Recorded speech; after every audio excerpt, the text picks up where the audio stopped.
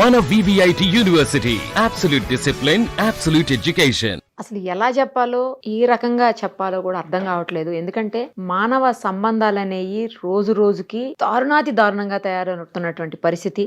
తండ్రితో సమానమైనటువంటి ఒక వ్యక్తి 16 ఏళ్ల చిన్న అమ్మాయిని ట్రాప్ చేసిందే కాకుండా తల్లిదండ్రులకు దూరం చేసేసి ఇవాళ ఆ తల్లి బాధకి వేదనకి కారణమయ్యాడు. తండ్రితో సమానమైన వ్యక్తి అసలు ఆ పిల్లని ఎలాగా ట్రాప్ చేశాడు అసలు నాకు ఏం అర్థం కావట్లేదు. ఆవిడ చెప్తుంటే నా మైండ్ అంతా బ్లాంక్ అయిపోయింది. నేను ఆఫీస్ నుంచి షూట్కి వెళ్తుంటే నాకు ఎదురు పడ్డారు వాళ్ళు. ఆఫీస్లో డైరెక్ట్ గా ఆఫీస్కి వచ్చినట్టున్నారు. వాళ్ళు ఎవరో కూడా నాకు తెలియదు. అసలు ఆవిడ ఆవేదన, బాధ, ఆవిడ ఏడుపు అంతా చూస్తుంటే ఇమ్మీడియట్ గా అసలు ఏం జరిగిందో తెలుసుకుందామని చెప్పి నేను ఇప్పుడు ఎదురుగుండా తీసుకొచ్చి కూర్చోబెట్టానామని. ఆమె ఫేస్ రివీల్ చేయడం కూడా నాకు ఇంట్రెస్ట్ లేదు. ఎందుకంటే ఒక మైనర్ కి సంబంధించినటువంటి తల్లి ఆమె, మైనర్ బాలిక, ఆ అమ్మాయికి తల్లి. ఈమె ఫేస్ రివీల్ అయితే ఆమె ఎవరో అందరికి అర్థమవుతుంది అన్న ఉద్దేశంతో ఆమెను అలా కూర్చోబెట్టాను. నేను అసలు ఏం జరిగిందో ఆమె మాటలు విందాం. అమ్మ, అసలు ఎవరు మీరు, ఎక్కడి నుంచి వచ్చారు, ఏం జరిగింది, అసలు ఎవరు మీ అమ్మాయిని ట్రాప్ చేశారు, తండ్రితో సమానమైనటువంటి వ్యక్తి అని చెప్తున్నారు, ఎవరు, అసలు ఏం జరిగింది చెప్పమ్మా. నా పేరు సాయిలక్ష్మి మేడం. అమ్మా, మేము కడప జిల్లా రైల్వే కోడూరులో లవ్ మ్యారేజ్ చేసుకున్నాం మేడం. మా ఆయన ఇక్కడ తెలంగాణ ఆయన, మా డాడీ డిపార్ట్మెంట్ అయితే నేను లవ్ మ్యారేజ్ చేసుకొని మా ఆయనతో 2006లో డిసెంబర్ లో అయింది మేడం పెళ్లి. పెళ్లి అయ్యాక పాప పుట్టింది. పాప పుట్టాక ఒక 10 ఏళ్ళు అక్కడే రైల్వే కోడూరులోనే ఉన్నాం మేడం. రైల్వే కోడూరులోనే ఉన్నాము. పాప మెచ్యూర్ అయింది మేడం. పాప మెచ్యూర్ అయినాక మా చెల్లి చనిపోవడం జరిగింది, మా సొంత చెల్లి. ఆ పాపను ట్రాప్ చేసి ఆ పాపతో ఫస్ట్ ఆ పాపను ఇబ్బంది పెట్టి ఆ పాపను కూడా ఇచ్చేసినాడు మేడం. ఇప్పుడు ఇతనే ఎవరు అసలు? అతను మీకేమైతాడు? మరిది కావాలి మేడం. వరుసగా మరిది అవుతాడు నీకు? మరిది, మా చెల్లెలకి భర్త. ఓ, నీ సొంత చెల్లెలకి భర్త. చెల్లెలకి భర్త ఇంకో ఇంకో చెల్లిని ట్రాప్ చేసి ఆమె చావుకు కారణం అయ్యాడు. మళ్ళీ ఇప్పుడు మీ అమ్మాయిని, మీ సొంత చెల్లెలు భర్త అంటే ఆ అమ్మాయికి బాబాయ్ అవుతాడు. అవును మేడం, అంతే కదమ్మా, చిన్నాన్న అవుతాడు. బాబాయి చిన్నాన్న అంటే తండ్రితో సమానం. ఆయనైనా ఒకటే, వాడైనా ఒకటే, అంతే, సమానంగా తండ్రితో సమానం. అలాంటి వ్యక్తి నీ కూతుర్ని చేయటమే నాకు అసలు ఏం అర్థం కావట్లేదు. కానీ మేము లవ్ మ్యారేజ్ మేడం. మా ఆయన యాదవులు, గొల్లోళ్ళు, వాళ్ళు బల్యోళ్ళు. అయితే ఎవరో క్యాస్ట్, వేరే క్యాస్ట్ కదా అని మాట్లాడినాడు మేడం. వేరే క్యాస్ట్ ఏంటమ్మా? నీ సొంత చెల్లెలు భర్త అయితే నీ పిల్లకి బాబాయే కదా అవుతాడు, నీ కూతురికి బాబాయే కదా. అది వాడికి తెలియలే మేడం, వాడు పశువు, అది తెలియలేదు మేడం. ఇదంతా రక్కేసినాడు మేడం. ఇది చెస్ట్ దగ్గర అయితే కొరికినాడు మేడం నా బిడ్డని. నాకేదో ఒక విధంగా న్యాయం చేయండి. మరి ఆ పిల్ల ఎలా ఉంటుంది? తీసుకొచ్చుకోవచ్చు కదా. నన్ను కూడా కొరికింది మేడం నా బిడ్డ. ఇదంతా కొరికి ఇంకా లోపల కూడా కొరికినట్టు ఉన్నాయి. నేను ఏం చూపించాలి మేడం? 9 నెలలు మోసుకొని 16 సంవత్సరాలు సాక్కొని నాకెందుకు మేడం ఈ బతుకు?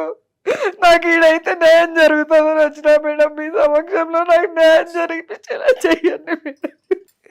మా నాన్న చనిపోవడానికి కారణం కూడా వాడే మేడం. కాదమ్మా, నీ కూతురు ఏమంటే, నీ కూతురు నిన్ను కొరకటం ఏంటి నాకు అర్థం కావట్లేదు. వాడి పిచ్చి మేడం, వాడి పిచ్చి. వాడు ట్రాప్ చేసినాడు మేడం మా బిడ్డని. ఎంత ఉంటదమ్మా వయసు అతనికి? 16 సంవత్సరాలు మేడం, 2009. వాడికి 50 పైనే ఉంటాయి మేడం. మా చెల్లెల వయసు, మన బిడ్డ వయసు 3 ఏళ్ళు గ్యాప్ ఉంటది మేడం, అంతే. అంటే నీ చెల్లెలు రెండో పెళ్ళా? అవును మేడం. అతనికి ముందు బిడ్డ ఉంది. బిడ్డ ఉంది మేడం. ఆమెకి నీ చెల్లెలకి ఇద్దరికి 2-3 ఏళ్ల గ్యాప్. అవును మేడం. ఇంకా నా బిడ్డ కాడ అనుకునే వదిలి వాని బిడ్డ నేను చేసుకోవచ్చు కదా మేడం. ఏ తల్లికి రాకూడదు మేడం ఈ దుస్థితి. నీ చెల్లెలు ఏమంటదమ్మా? నీ చెల్లెలు ఏమంట? నీ చెల్లెలకు తెలుసు కదా ఇప్పుడు ఎక్కడుంది నీ బిడ్డ, ఎక్కడుంది అసలు? నీ కూతురు ఎక్కడుంది ఇప్పుడు? మా దగ్గర లేదు మేడం. నిన్న కడప నుంచి పిలుచుకొని వస్తుంటే నేను వెళ్ళిపోతా. నిన్నంతా సిఐ దగ్గర, మా బాబాయ్ సిఐ ఉంటాడు మేడం కడపలో, ఆయన దగ్గర అంతా జరిగి ఆయన ఒక రోజు నైట్ అంతా మమ్మల్ని ఉంచుకొని మోటివేషన్ చేసి పంపిస్తుంటే, పంపించాక టిఫిన్ పెట్టి పంపించాడు మేడం. మళ్ళీ 9 o'clock అంతా, పొద్దున 9 కంతా దిగేసింది మా కార్లో నుంచి. దూకుతా అని బెదిరిస్తుంటే నాకు తల్లి పేగు కదా మేడం, దూకితే నాకే బాధ, కాలో చెయ్యో ఇరిగింది అని చెప్పి సరే అని కార్ ఆపి దింపేసి వచ్చినాం మేడం ఆ పిల్లని. ఇప్పుడు వాడి దగ్గరే ఉంది మేడం. అంటే అక్కడికే పోతానని వెళ్ళిపోయిందా? వెళ్ళిపోయింది మేడం. తర్వాత మాకు తెలిసింది. మరి నీ చెల్లెలు ఎందుకు ఊరుకుంటుందమ్మా? ఇప్పుడు కలిసే ఉంటున్నారంటే తెలుసు కదా, నీ చెల్లెలకు తెలుస్తుంది కదా, నీ చెల్లెలకు కూడా కూతురే కదా ఆమె ఎందుకు ఊరుకుంటుంది? ఎట్లా ఊరుకుంటుంది అట్లా చేస్తుంటే? ఎందుకు ఊరుకుంటుందో అది దేవునికి తెలియాలి మేడం. మీరు పిలిపించి నాకు న్యాయం చేయండి మేడం, ఖచ్చితంగా పిలిపియండి మేడం. నాకు న్యాయం జరగాలి. ఇంకొక బిడ్డకి ఈ విధంగా జరగకూడదు మేడం. వాడికి వాయి వరుస అసలు ఏం తెలియదు మేడం. ఏం తెలియక ఒక పశువులాగా బిహేవ్ చేస్తున్నాడు మేడం. మా నాన్న చనిపోవడానికి కారణం వాడే. మా చెల్లెలు చనిపోవడానికి కారణం వాడే.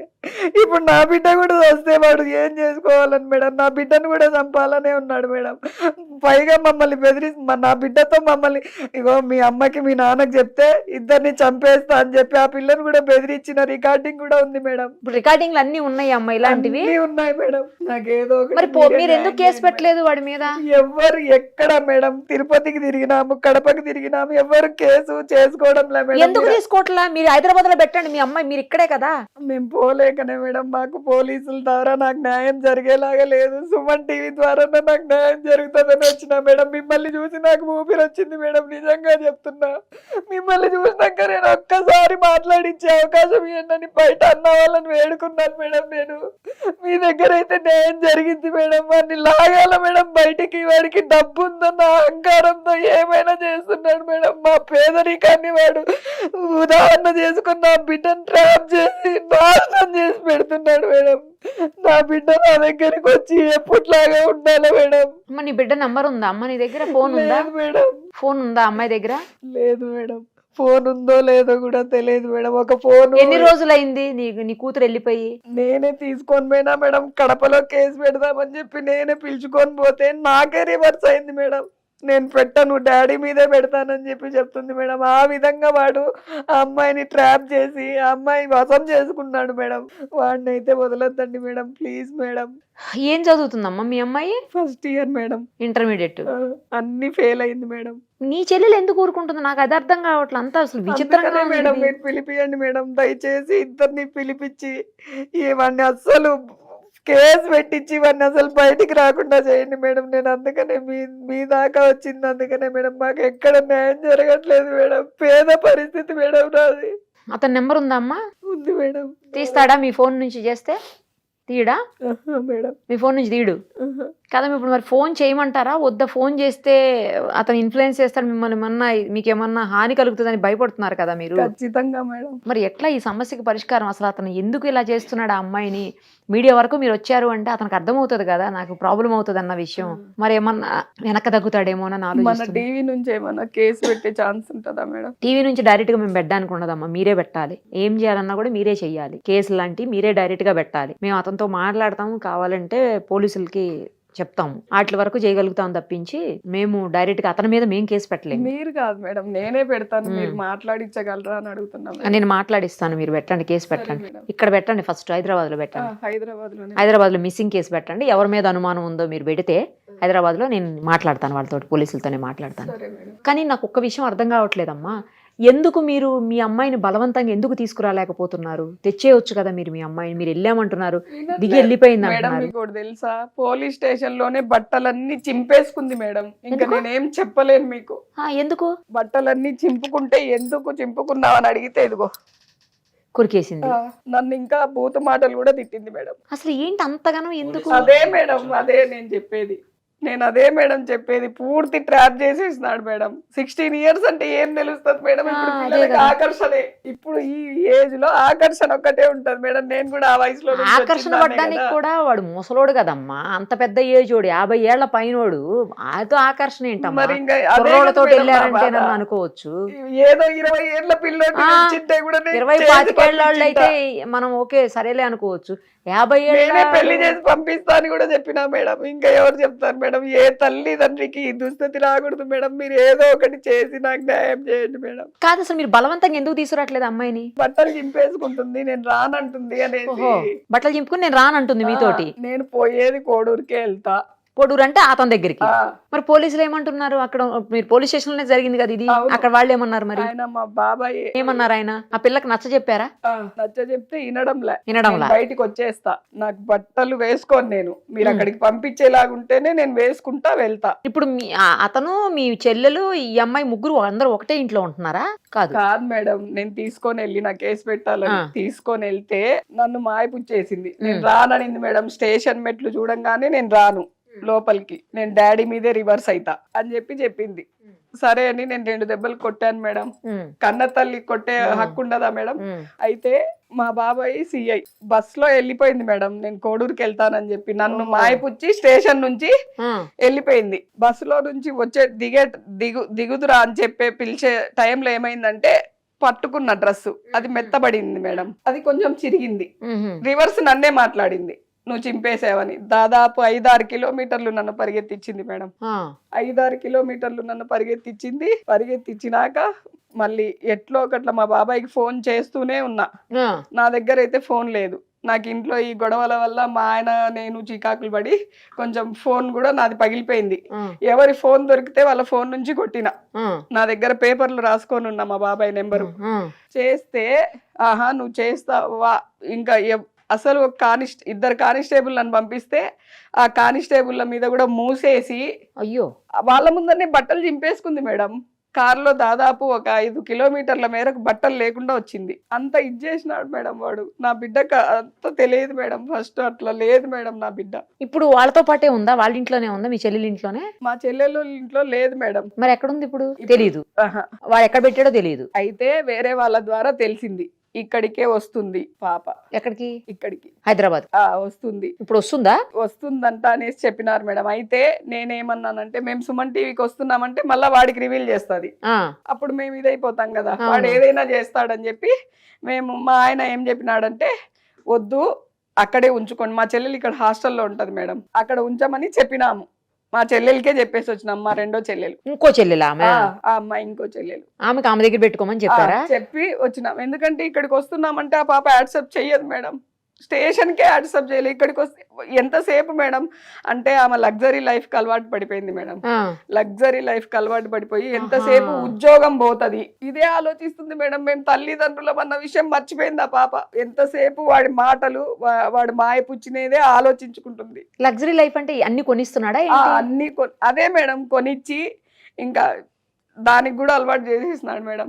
బరికినాడు మేడం. నాకు కూడా నేను మా ఆయన చెప్తుంటే నేను నమ్మలేదు. నాకు కూడా వేరే వాళ్ళ ద్వారా తెలిసి ఆ ఫోటోలన్నీ బయటపడితే నా మనసు ఎంత కుంగి కృషించిపోయింది మేడం. 16 ఏళ్ళు నేను సాక్కుంటే నన్ను ఇంత మోసం చేసిందని. మాకిద్దరికి గొడవలు మేడం రోజు ఆ పిల్ల వల్ల. ఎన్నాళ్ళ నుంచి అమ్మాయి ఇలా ఎన్నాళ్ళ నుంచి జరుగుతుంది? ఇప్పుడైతే ప్రస్తుతానికి వాడు చెప్పడం మేడం, వాడు రికార్డింగ్ లో 6 ఏళ్ల నుంచి అని చెప్తున్నాడు. 6 ఏళ్ల నుంచి జరుగుతుంటే మీకు ఇంత కూడా అనుమానం రాలేదా? 6 ఏళ్ల నుంచి మీ దగ్గరే ఉందిగా అమ్మాయి? ఉంది మేడం. మరి మీకు ఇంత కూడా అనుమానం రాలేదు మేడం, రాకుండా చేసినారు. ఇప్పుడు కూడా నాకు వేరే మా ఫ్రెండ్ ద్వారా తెలిస్తే ఇప్పుడు కూడా నేను తెలుసుకున్నాను మేడం. అంత నా బిడ్డ నాకు అన్యాయం చెయ్యదనుకున్నాను మేడం. కనీసం కాలేజ్లో కూడా ఏ అబ్బాయితో కూడా మాట్లాడదు మేడం. అట్లాంటిది వాడి వశం అయిపోయింది మేడం. నాకు అసలు ఎంత ఆలోచించినా అదే అర్థం కావట్లా. బాబాయి తండ్రితో సమానమైన వ్యక్తితో అసలు అతను ఎలా చేస్తున్నాడు? ఈ అమ్మాయికైనా ఇంటర్ చదువుతుందంటే తండ్రి బాబాయి ఏ వరుస వావి అన్ని తెలుస్తాయి కదా. పిలిపించుకుంటాడట మేడం. బావా బావ ఎట్లయితాడు? ఏ రకంగా బావ అవుతాడు? అదే కదా మేడం నా బాధ అంతా. వావి వరుసలు తెలుస్తాయి కదా ఆ అమ్మాయికి కూడా. రికార్డులు ఉన్నాయి మేడం, మీరు వింటే అసలు ఇంకా మీకు అసలు మైండ్ పని చేయదు మేడం. నేను చెప్తుంటే ఇప్పటికే పని చేయట్లేదులేమ్మా విన్న తర్వాత. అసలు ఏం చెప్పాలో కూడా అర్థం కావట్లేదమ్మా. నేను ఇందాక చెప్పినట్లు మీరు వెళ్ళి కేసు పెట్టండి ఫస్ట్. ఇక్కడ హైదరాబాద్లో మిస్సింగ్ కేసు పెట్టండి. అతను ఏం చేశాడు అన్ని రికార్డులు ఉన్నాయి. తర్వాత ఫోటోలు కూడా ఉన్నాయి కదా, అమ్మాయిని కొరికిని అన్ని ఫొటోస్ ఉన్నాయి కదా అవి. తర్వాత ఆ అమ్మాయి అతని ఇన్ఫ్లుయెన్స్ తోటి మిమ్మల్ని చేసినవి అన్ని కూడా ఉన్నాయి కదా, కొరికిని మిమ్మల్ని కూడా కొరికింది కదా అమ్మాయి. ఆ అమ్మాయి మిమ్మల్ని కొరికిని ఇవన్నీ కలిపి ఎవిడెన్స్లు అన్ని పోలీస్ స్టేషన్లో ఇవ్వండి, పోలీసులతో మాట్లాడతాం మేము. సరేనా? ఇక అంతకంటే మార్గం ఏం కనిపించట్లా నాకు. పోలీసులే అమ్మాయిని తీసుకుని రావాలి. తీసుకొని వచ్చి కౌన్సిలింగ్ అన్న ఇస్తే, డాక్టర్ దగ్గర తీసుకొని మైండ్ సరిగా లేనట్టుంది నీ కూతురికి. ఆ అమ్మాయికి డాక్టర్ దగ్గర పోలీసుల దగ్గర కౌన్సిలింగ్ ఇస్తే సెట్ అవుద్ది నాకు తెలిసి. ఎక్కడన్నా హోమ్ దాంట్లో అయినా పెట్టేయండి. అది ఏదో ఒకటి. ఫస్ట్ మీరు పోలీస్ కేసు పెట్టండి. ముందు పోలీస్ కేసు పెట్టండి అమ్మా. పోలీస్ కేసు పెట్టి ఆ తర్వాత ఏం చేయాలనేది చూద్దాం. అవసరమైతే నేను వస్తాను మీతో పాటు. సరేనా? అక్కడికి వస్తాను, అమ్మాయి దగ్గరికి వస్తాను. ఏదో ఒకటి చేయండి మేడం ప్లీజ్ మేడం. నా బిడ్డలాగా ఇంకొకటి జీవితం నాశనం చేయకూడదు మేడం. వాడు నాకంత కడుపుకోతుందంటే అంత కడుపుకోతుంది మేడం. చంపుకోలేను కదా మేడం, పుట్టించుకొని చంపుకోలేను కదా మేడం. కన్నదాన్ని ఎట్లా చంపుతావులేమ్మా? అంత ధైర్యం రావట్లే మేడం. ఆ పిల్ల నిన్న దిగిపోయినప్పటి నుంచి నాకు అన్నం కూడా తినబుద్ధి కాక, నేను అసలు నేనేం చేస్తున్నానో కూడా నాకు అర్థం కాక, ఎందుకులే మేడం నా బాధ అంటుంది. నా తోబుట్టువే ఇట్లా చేస్తుంది అనేసి ఎంత బాధగా ఉందంటే. ఆమె ఏం చిన్న జాబ్ కాదు మేడం, డిప్యూటీ తహసీల్దార్ లెవెల్లో ఉండి అన్నీ తెలిసి కళ్ళు మూసుకొని ఉంది. ఏంది భగవంతుడు నాకెందుకు ఈ పరీక్ష అని చెప్పి ఎంత బాధపడుతున్నానంటే అంత బాధపడుతున్నా మేడం. మీ దగ్గరకు వస్తే న్యాయం జరుగుతుందని వచ్చినా మేడం. నాకు ఏదో ఒక విధంగా న్యాయం చేసి వాడిని జైలుకు పంపించి ఏర్పాటు చేయండి మేడం. వాడు వద్దు మేడం, బయట అసలు బతకడానికే లేదు. నా బిడ్డలాగా ఇంకా ఎంతమందినైనా చేస్తాడు మేడం వాడు. మాకు ప్రాణహాని కూడా ఉంది మేడం. ఖచ్చితంగా ఇది రివీల్ అయితే ఖచ్చితంగా మమ్మల్ని ఉంచాడు మేడం వాడు. నా బిడ్డని మమ్మల్ని అందరినీ చంపేస్తాడు. నాకు 5 ఏళ్ళ బాబు ఉన్నాడు మేడం వాడు. మీరు ఇది కూడా పెట్టండి అమ్మా, కేసు పెట్టేటప్పుడు ప్రాణహాని ఉందని కూడా కేసు పెట్టండి అమ్మా. కేసు పెట్టి ఎవిడెన్స్లు అవన్నీ పోలీస్ స్టేషన్లో ఇవ్వండి, పోలీసులతో మాట్లాడతాం, సరేనా?